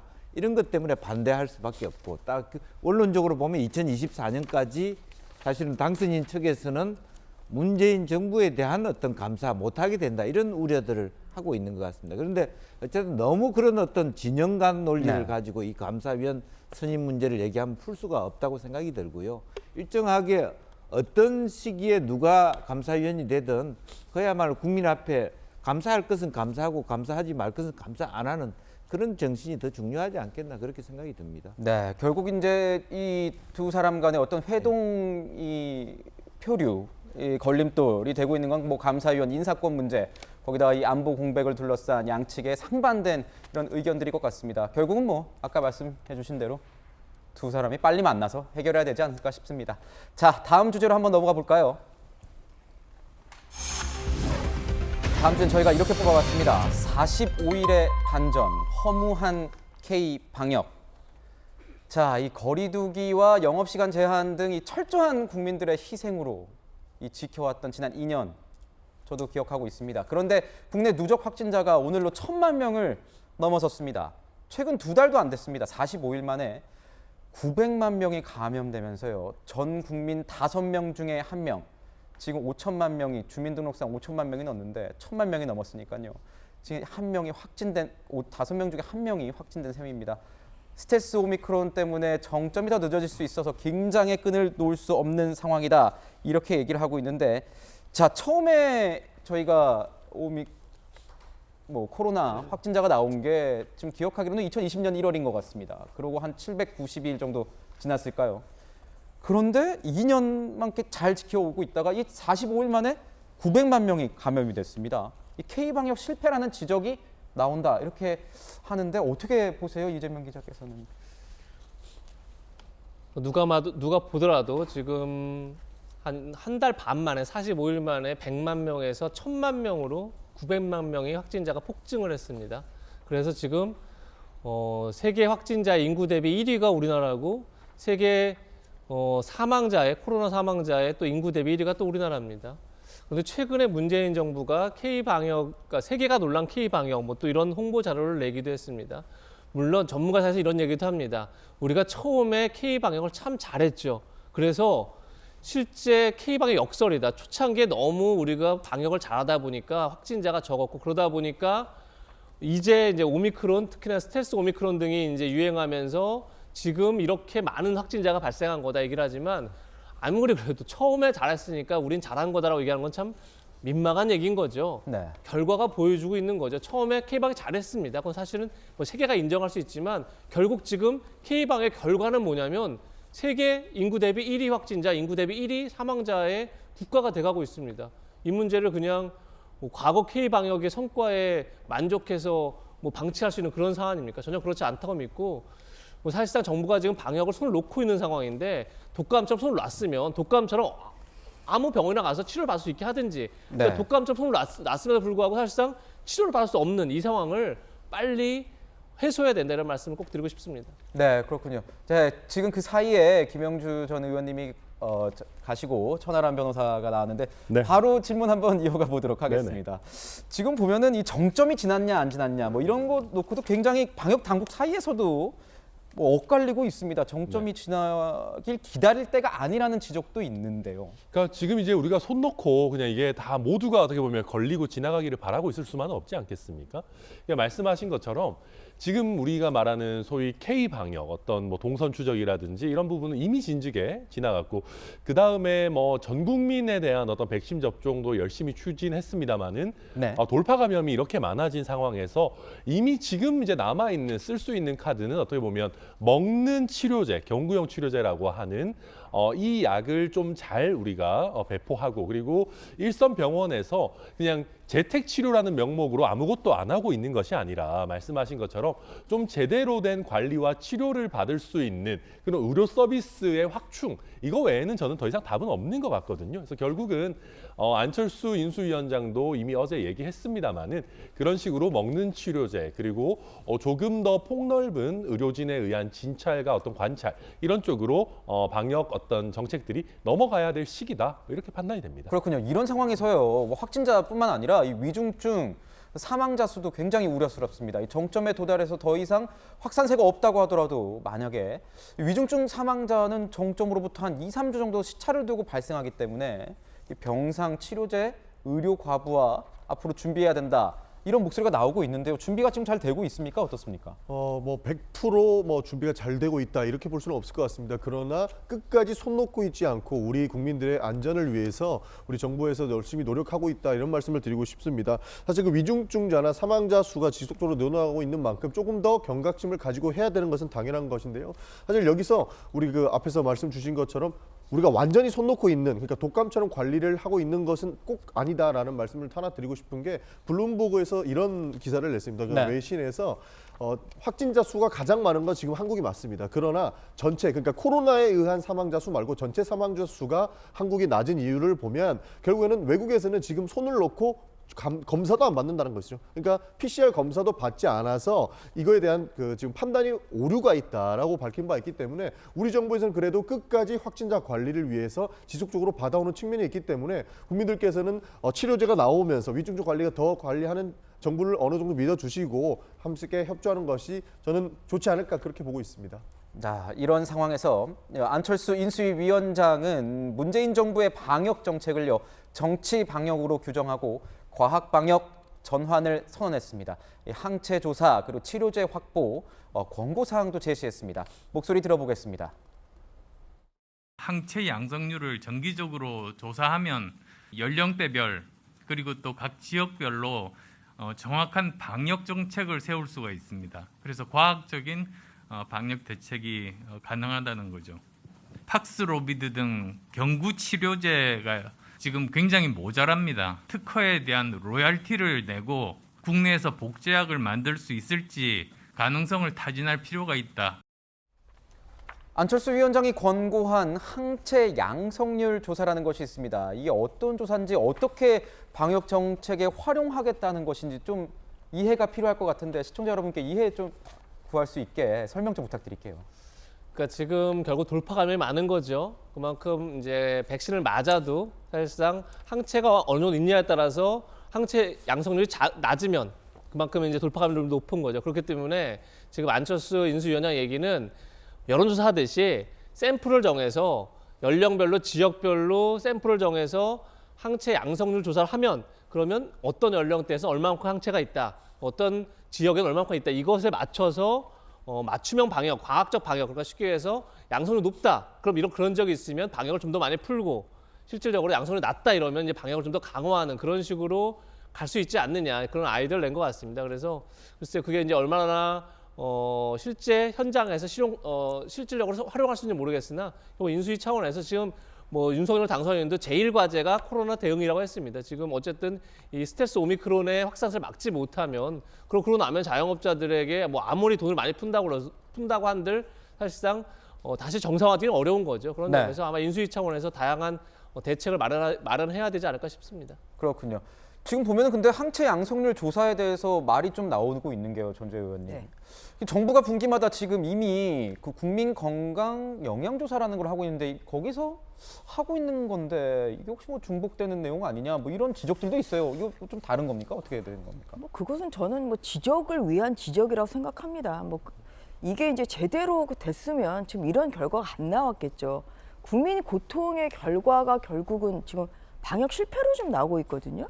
그래서 2년 넘게 국민들의 고통, 특히 자영업자 소상공인들의 고통이 곡소리가 날 정도로 심한데 지금 오히려 확진이 뭐 전 세계적으로 거의 최상위권이고, 그리고 인구 대비 지금 사망자 수가 지금 전 세계 1위, 뭐 이러한 결과에 대해서 좀 정말 문재인 정부가 이것은 국민들에게 진지한 사과가 따라야 된다는 말씀을 드리고요. 그다음에 그동안에 국민의힘에서는 계속 그 운영위가 열릴 때마다 그 김호란 그 방역기획관이 나와서 좀 설명을 해라, 이러한 요청을 했습니다만 한 번도 안 나왔어요. 방역기획관. 예, 네. 뭐냐면 이제 이런 것을 그러면 이 그동안의 국민 건강 영양 조사를 통해서 이런 항체 양성률을 정기적으로 조사를 했다면 이런 비과학적인 방역이 될 수가 없어요.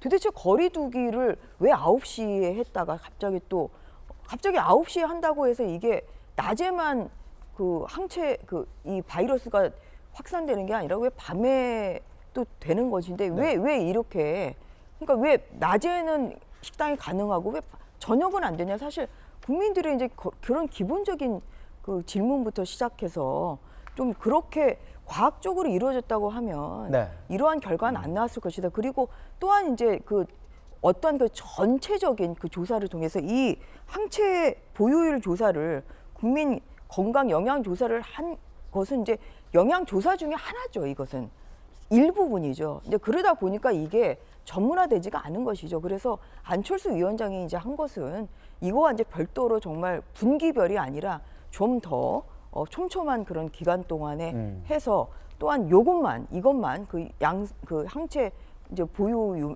양성률만 이제 조사를 해서 이것을 바로 즉각적으로 어떠한 그런 방역 기준을 정하는데 반영하겠다. 뭐 이러한 의지의 표명으로 볼 수 있을 것 같습니다. 네, 지금 보면 또 여기서 또 다른 또 논란이 나오고 있는 게 동네 병의원에서 지금 신속 항원 검사 많이들 받고 계실 텐데요. 이 결과를 공식적으로 인정하고 있습니다. 정부에서는요. 근데 한의원에서는 이 판정 권한이 없다고 합니다. 그래서 이 확진자가 폭증하고 있는데 대부분 병원이 검사 과부하 상태인데도 한의원만 이 배제하는 이유는 뭐냐, 이런 얘기가 나오고 있는데 변호사님 이거 어떻게 저희가 봐야 됩니까? 사실 이제 아마 많은 분들 벌써 이제 병원이나 뭐 의원에서 신속 항원 검사 받아보셨을 겁니다. 사실 이게 뭐 누구라도 할 수 있을 정도의 굉장히 간이한 형태의 조사고, 그러다 보니까 우리 한의사님들께서도 아니 우리 한의사들도 의료 전문가고 신속 항원 검사 뭐 그렇게 어려운 것도 아닌데 특히 이렇게 많이 밀려 있는 상황에서 우리도 하겠다라는 입장입니다. 그러니까 이게 저도 뭐 한의사협회 입장이 일견 타당한 부분도 있는데, 근데 지금 이제 우리 보건당국, 방역당국의 입장은 뭐냐면 이게 단순히 신속 항원 검사만 이렇게 하는 그것만 문제되는 게 아니고 이 검사를 하는 병원에서 추가적으로 어떤 그 추적이라든지 그 치료라든지 이런 것들이 쭉 이어지는 과정이기 때문에 검사만 한의원에 허용하고 후속 치료는 또 다른 데서 받아라, 이것도 이상하니까 일단 당장은 뭐 한의원까지 확대할 계획은 없다, 이렇게 지금 하고 있는 그런 상황입니다. 네, 대한한의사협회에서는 뭐 의료 독점하고 있는 양의사들 눈치 보기에 급급해서 정부가 한 발표이고 이제 한의를 배제, 국민만 피해를 보고 있다. 국민 건강 피해 위해서, 국민 건강을 위해서 신속 항원 검사 우리는 강행하겠다, 이런 입장을 밝히고 있습니다. 자, 이런 상황에서 그래도 좀 이제 방역이 좀 완화되고 있는지 서울의 대표적인 벚꽃 명소인 여의도와 석촌호수 벚꽃길이 드디어 3년 만에 시민품으로 돌아온다는 기사를 봤습니다. 이재명 기자, 가실 겁니까? 사실 이제 국회에서 이제 일할 때, 국회 근무할 때, 출입할 때 가장 좋았던 게 이제 바로 나와서 이제 국회 바로 뒤가 여의도 벚꽃이 정말 예쁘죠. 그렇죠. 저도 그래서 자주 갔습니다. 그래서 네. 가서 이제 그 같이 후배들하고 샌드위치 먹기도 하고 이랬던 기억이 나는데 사실 굉장히 지금까지는 코로나 때문에 아예 막아놨었죠. 아예 들어가지를 못하게 시민들이 그렇게 했었는데 이번에 개방하겠다 그렇게 이제 발표를 했습니다. 굉장히 반가운 소식이죠. 그리고 좀 걱정되는 건 역시 굉장히 많은 분들이 몰리겠죠. 그럴 때 이제 확실히 집단 감염의 우려가 있는 거고 또 하나 뭐냐면 저렇게 많은 사람들이 몰릴 수 있는 행사들을 물론 이제 축제를 하는 건 아니지만 개방하면서 과연 집회 인원은 또 제한하는 게 맞느냐 또 이런 논란이 또 있겠죠. 그래서 뭐 여러 가지 고민들이 지금 많은 시기일 수밖에 없지만 어쨌든 스텔스 오미크론이 굉장히 확산되고 있고 이 전파력이 뭐 델타의 몇 배 이상 되는 전파력이기 때문에 정점을 지나는지 여부가 굉장히 우리한테 중요하죠. 그래야만 이제 그 다음 방역 조치할 수 있기 때문에 그래서 그런 점들 잘 감안해서 좀 이루어졌으면 좋겠다는 말씀을 같이 드리고 싶습니다. 네, 제가 어제부터 계속 말씀드리고 있지만 코로나 끝날 때까지 끝난 게 아닙니다. 모두 개인 방역 철저히 준수하셔야 될 것 같습니다. 저희는요, 뜨거운 소식들만 모은 하투 시간으로 좀 넘어가 볼까 합니다. 오늘의 첫 번째 하트부터 먼저 공개해 볼까요? 네, 박근혜 전 대통령 사진이군요. 박근혜 전 대통령이 내일 오전 8시 30분쯤 이제 퇴원을 해서 대구 달성군 사저에 입주할 예정입니다. 지난해 12월 24일 특별 사면을 받고 12월 31일 이 자정에 나오고 3개월 만인데 박 전 대통령의 대리인 유영하 변호사, 박 전 대통령이 2차례 메시지를 내겠다. 그날 병원에서 한번 내고 사저 도착해서 한번 내겠다. 어떤 내용 나올지 좀 아십니까? 아실 것 같아서 여쭤보는 거예요. 내일 보면 알 수 있는 거기 때문에 네. 뭐 유영하 변호사 본인도 잘 모르겠다고 얘기를 했으니까요. 좀 지켜봐야겠지만 일단 예고한 것처럼 2차례 메시지 병원 앞에서 간단한 인사말, 그러니까 뭐 그야말로 국민께 감사하다 이 정도 인사말이겠죠. 그리고 이제 달성에 가서 이제 본인의 사저 앞에 가서는 정식으로 메시지를 내겠다 이렇게 얘기를 하고 있습니다. 글쎄 뭐 예상해 보면 아마도 이제 본인 사면을 해준 이제 문재인 대통령에 대한 감사 인사도 할 테고 또 새로 이제 취임할 윤석열 당선인에 대한 어떤 기대감도 표시하겠죠. 제가 볼 때 뭐 내일 당장 정책 현안에 대한 뭐 얘기를 한다거나 아니면 논란이 될 수 있는 그런 뭐 쟁점을 두고 뭐 어떤 본인의 의사를 밝힐 가능성은 거의 없겠죠. 그런 점에서 내일은 뭐 큰 어떻게 보면 정치적 의미는 없을 수 있다. 그야말로 그냥 박근혜 전 대통령이 다시 민간 개인으로 돌아오는 그런 이제 시간이 아닌가 싶은데 오히려 앞으로 윤석열 당선인을 포함해서 많은 정치인들이 사저를 찾아가겠죠. 네. 그 메시지를 가지고 이제 해석을 하면 박근혜 전 대통령이 원하든 원치 않든 간에 본인이 정치 안으로 이제 빨려 들어오게 되겠죠. 그럴 때 이제 본인이 어떤 입장을 밝힐 것이냐 그것이 오히려 관심이 아닐까 싶습니다. 네. 여기서 이제 윤석열 당선인 지난 21일이죠. 경제 6단체장을 만난 뒤에 자신의 SNS에 이 신발 속 돌멩이 같은 불필요한 규제들을 빼내서 기업들이 성장과 일자리 창출을 위해 힘껏 달릴 수 있도록 힘쓰겠다고 올린 적이 있습니다. 이 말은 2013년에요. 박 전 대통령이 당선인 시절에 이 업무 보고를 받던 자리에서 말한 것과 굉장히 표현이 유사합니다.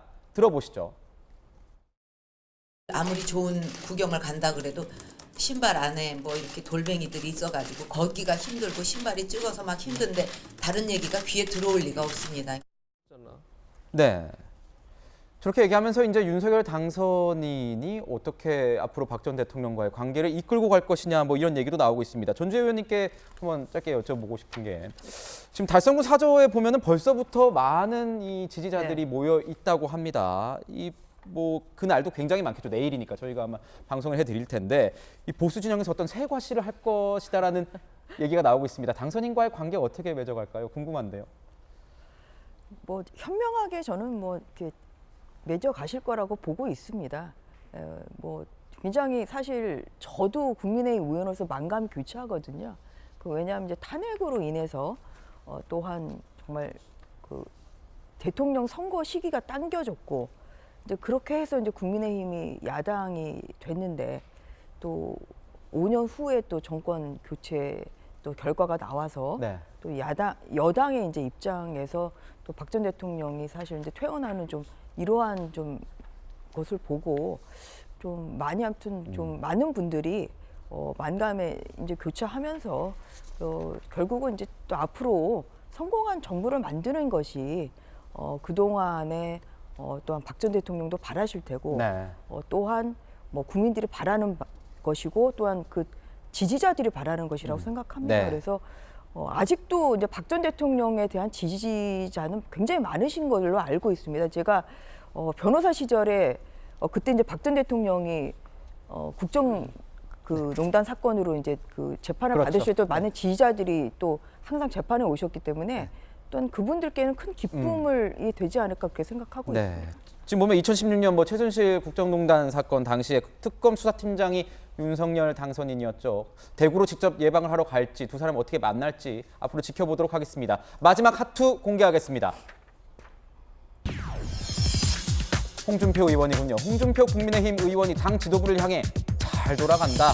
그리고 직격탄을 날렸습니다. 어제 SNS에 올린 글입니다. 당 운영 이상하게 돌아간다. 아니 이렇게 총력을 다해야 할 시점에 현역 의원 출마 못하게 한다. 이 총선 패자들의 잔치인가 이런 얘기를 했는데 천하람 변호사님께 여쭤볼게요. 무슨 얘기죠 이게? 네, 이게 지금 이제 그 지방선거 공천과 관련해서 감점 규정과 관련한 얘기입니다. 감점 규정이 두 가지인데요. 일단 첫 번째는 현역 의원이 의석이 지금 국민의힘이 많지도 않은 상황에서 현역 의원 의석을 내려놓고 출마하는 경우에 감점 규정이 있고요. 또 한 가지는 5년 이내에 탈당을 해서 무소속으로 출마한 전력이 있으면 또 감점을 하겠다라고 이제 하고 있는데 공교롭게도 지금 유력한 대구시장 후보로 꼽히고 있는 홍준표 의원이 두 개 다 해당이 됩니다. 두 개 다 해당되군요. 네, 그러다 해서 두 개를 합쳐서 이제 25% 정도의 감점을 받다 보니까 홍준표 의원도 처음에는 뭐 룰 가지고 이렇게 뭐라 하고 안 한다라고 하시다가 이 마이너스 25%는 사실은 적지 않은 퍼센트이기 때문에 이거는 좀 너무 과한 것 아니냐라고 홍준표 의원 쪽에서는 이제 불만을 표출하고 있는 그런 상황입니다. 네, 지금 보면은 김재원 이 공천 룰에 대해서 굉장히 얘기가 많은데 김재원 최고위원 얘기가 이준석 대표가 올린 공천 규정을 공천위원으로서 토론하고 표결에 참석한 것일 뿐이다. 이렇게 입장 얘기를 했습니다. 이것인즉 지금 김재원 최고위원이 대구시장 나갈 뭐 하마평 오르고 본인도 의사를 보이고 있는데 본인이 이 최고위에서 참석해서 본인이 이 경기를 뛸 선수가 이 룰을 정했다 이런 비판이 나오니까 이렇게 얘기한 것 같은데 어떻게 보십니까? 지금 약간 이준석 대표와 김재원 최고위원이 서로 이렇게 핑퐁하는 책임을 떠넘기는 그런 모양새죠. 이준석 대표는 나는 저 감점 규정에 반대했다 이렇게 얘기를 하고 있고 또 김재원 최고위원은 이준석 대표가 먼저 안을 만들어 왔다 얘기를 하고 있는데 뭐 어떤 게 진실인지 모르겠으나 만약에 어쨌든 김재원 최고위원은 본인 스스로가 대구시장 나가겠다고 얘기한 상태죠. 네. 그리고 본인의 경쟁자가 이제 홍준표 의원인데 감점 규정을 만드는데 본인이 적극적으로 발언을 하고 했다면 사실 그건 불공정하다는 생각이 분명히 듭니다. 네. 그러니까 저 규정 자체는 만들 수 있죠, 얼마든지. 그러니까 현역 의원이 자꾸 나가는 것에 대해서 또 다른 재보궐선거를 해야 되기 때문에 감점을 줄 수도 있고 그다음에 무소속 출마자에 대해서 정당에서 감점을 주는 건 일상적 일이죠. 근데 줄 수는 있는데 저기에 만약에 김재원 최고위원이 본인이 적극적으로 의사를 표현했다면 그건 분명히 문제가 있다. 그런 것들은 좀 재고될 필요가 있다는 생각이 같이 듭니다. 네, 뭐 인수위부터 해서 지금 지방선거 얘기까지 공천 얘기까지 바야흐로 이 정치권, 이 정치의 시대인 것 같습니다. 저희는 60초 후에 다시 돌아오겠습니다. 네, 채널A 광화문사옥 오픈 스튜디오에서 밖을 보니까요. 지금 그렇게 날씨가 좋은 것 같지는 않습니다. 하지만 돌직구쇼와 함께 하신 여러분들 오늘 하루 정말 행복하실 겁니다. 감사합니다.